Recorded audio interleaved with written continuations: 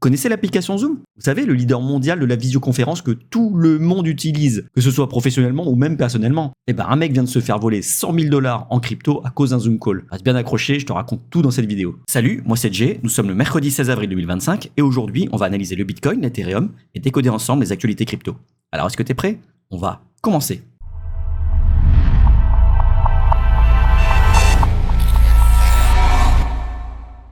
Et j'en profite pour te rappeler que si mes vidéos te sont utiles, dis-le moi en commentaire, lâche un like, abonne-toi et active la cloche pour ne rien rater des prochaines actualités crypto.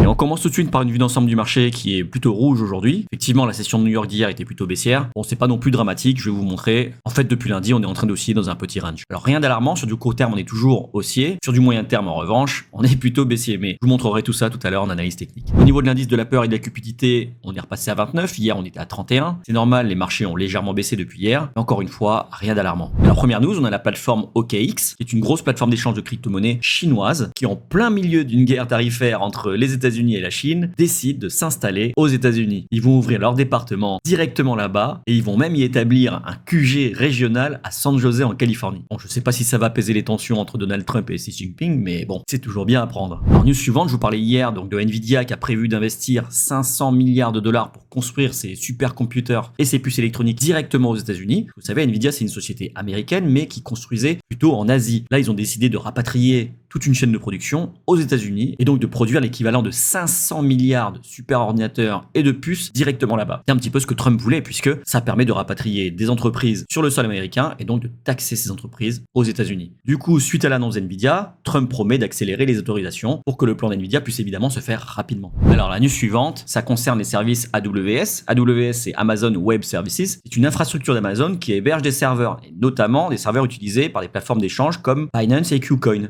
Et hier, le 15 avril, une panne dans leur centre de Tokyo due à une coupure d'alimentation a causé des perturbations. Transactions ont été affectées et Binance a dû suspendre les retraits pendant 23 minutes pour sécuriser les fonds des utilisateurs. D'autres plateformes comme Mexi et Gate.io ont aussi été touchées, ce qui montre leur dépendance à AWS. L'incident a été résolu en moins d'une heure puisque c'était juste une panne d'électricité, mais du coup ça souligne quand même l'importance de rester prudent et de considérer des alternatives plus décentralisées. Je suis en train de vous préparer une vidéo de toute façon sur comment sécuriser vos cryptos. Elle devrait paraître ce week-end. Alors on arrive sur le sujet de la vidéo du jour. On a donc un mec qui s'appelle Jake Galen, qui comme beaucoup d'entre nous a passé un entretien sur Zoom avec des recruteurs qu'il avait rencontrés sur LinkedIn, qui ont un profil tout à fait légitime. Et pendant ce Zoom call, le recruteur lui a demandé de partager son écran via Zoom. Ce qu'il a fait évidemment, et il a continué son entretien tranquillement. Sauf que dans les 24 heures qui ont suivi, il s'est rendu compte qu'il s'est fait siphonner son portefeuille Bitcoin, son portefeuille Ethereum, il s'est fait également hacker son compte Twitter, son Gmail, et tout ça à cause d'un simple Zoom call. Alors pour l'instant, il n'a pas encore trouvé la faille, il ne sait pas exactement comment ils s'y sont pris. Il a fait appel à ZachXBT, et un enquêteur blockchain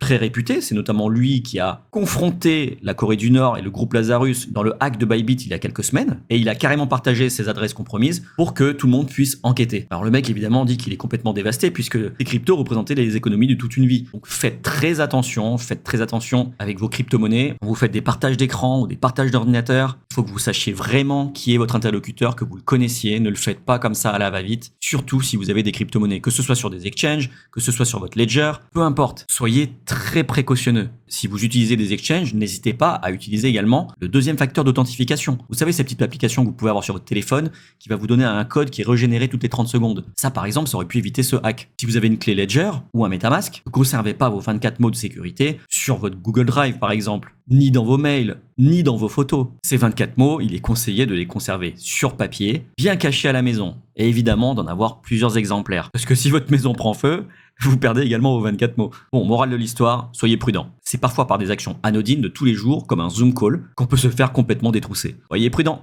Alors, news suivante, plutôt bullish, on a une baleine qui a retiré 3704 bitcoins des exchanges Kraken et Binance, donc l'équivalent de 315 millions de dollars. Comme je vous le dis dans toutes les vidéos, quand des bitcoins sortent des exchanges, c'est qu'ils sont voués à être conservés. S'ils sont conservés, c'est qu'ils sont pas vendus, donc ça crée de la rareté et ça participe donc à un éventuel mouvement haussier. Et alors, dernière news, également bullish, je vous le disais encore hier, on a de plus en plus de baleines. Et ces baleines, qu'est-ce qu'elles font? Elles accumulent de plus en plus de bitcoin. Donc là, dans ce petit graphique, il considère baleines toutes les personnes, tous les portefeuilles qui détiennent entre 1000 et 10 000 bitcoins. Et donc depuis le 5 mars, ce nombre de portefeuilles est passé de 1944 à 2014. Et je ne vous le dirai jamais assez, il faut toujours se comporter comme les gros investisseurs, comme les baleines. Si vous voyez des baleines vendre, vous vendez. Si vous voyez des baleines acheter, vous achetez. Puisque les baleines, qu'est-ce qu'elles font? Elles respectent une règle qui est très simple, que je vous rappelle quasiment dans toutes les vidéos. Il faut acheter dans la peur et revendre dans l'euphorie. Et c'était tout pour les news, on passe tout de suite au calendrier économique. Et aujourd'hui, qu'est-ce qu'on a? On a le discours de Powell, le président de la Fed, à 19h15, comme je vous le disais. Aujourd'hui, il va nous donner sa vision du marché, notamment après que Trump ait annoncé cette pause de 90 jours sur les droits de douane. Donc il va nous donner un peu plus de perspective quant à la future baisse des taux. Est-ce que ça interviendra début mai ou est-ce que ça interviendra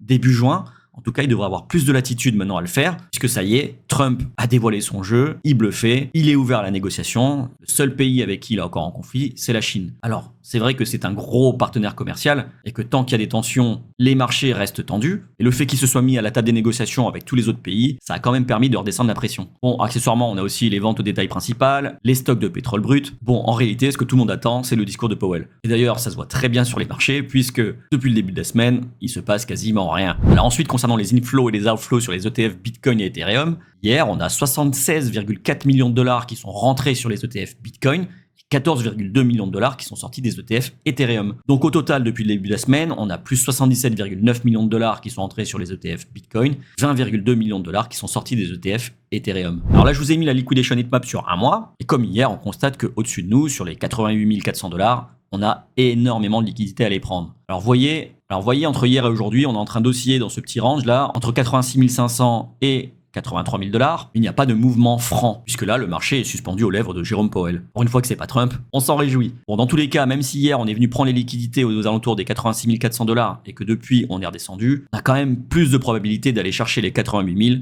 que les liquidités qu'il y a sous les 70 000, donc sur les 67 à 66 000. En tout cas pour l'instant, mais on va voir ça tout de suite en analyse technique. Alors quand on regarde le Bitcoin en daily ça veut dire que chaque bougie représente une journée, on voit qu'on a cassé la tendance baissière, depuis on est en train d'accumuler au-dessus, il n'est pas exclu qu'on vienne retester cette trendline pour repartir ensuite à la hausse, même le scénario le plus probable. En revanche, il n'est pas non plus à exclure une réintégration du range. Si les news d'aujourd'hui sont mauvaises, il y a une forte probabilité qu'on réintègre cette tendance baissière. Malheureusement. Enfin, pour l'instant, on n'y est pas, on a cassé, on consolide au-dessus, c'est plutôt bon signe. Et comme on l'a vu sur la liquidation heatmap, sur la zone des 88 000, 90 000 dollars, il y a un beau cluster de liquidité à aller chercher, justement. Alors attention, ça ne veut pas dire qu'on va le traverser. Généralement, sur ces niveaux-là, ce sont des niveaux de recharge pour shorter le marché, donc parier à la baisse. Après, dans le cadre d'une reprise haussière, moi j'aurais bien vu un petit retest sur la trendline, une petite jambe haussière jusqu'à la zone de résistance, on se fait rejeter, on reteste, on consolide et ensuite on repart à la hausse. Alors là, il y a écrit support zone, mais en réalité, c'est une zone de résistance puisque c'était une zone de support auparavant, mais qui s'est transformée en zone de résistance depuis.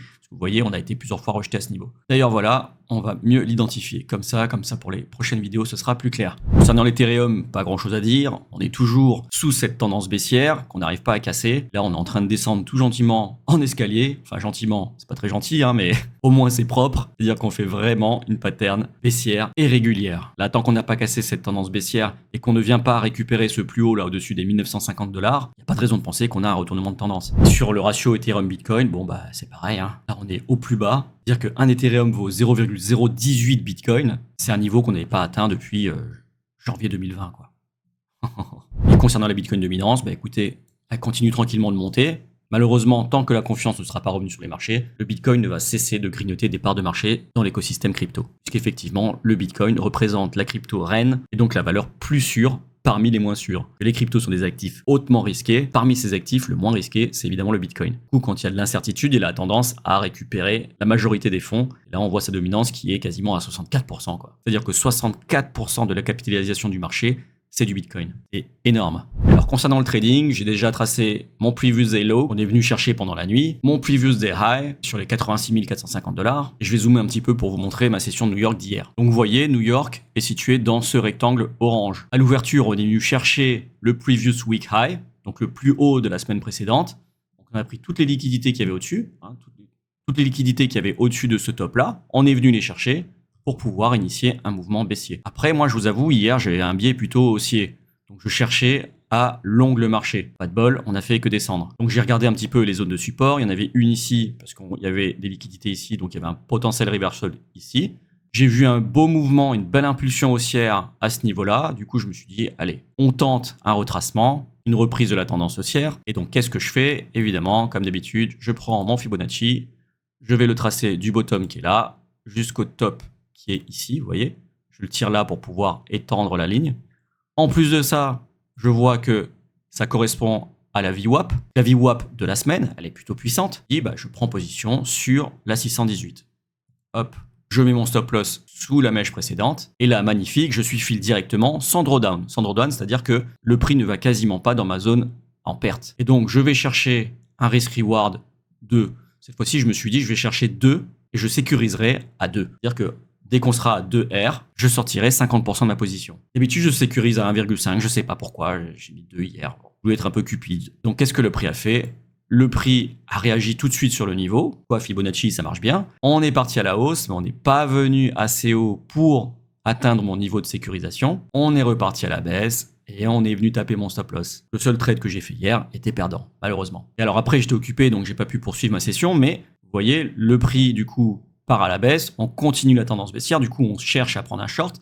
Et là, il suffisait de se positionner, enfin de tracer son Fibonacci de ce top-là à ce bottom-là, celui-là. Vous voyez, on a fait une belle descente.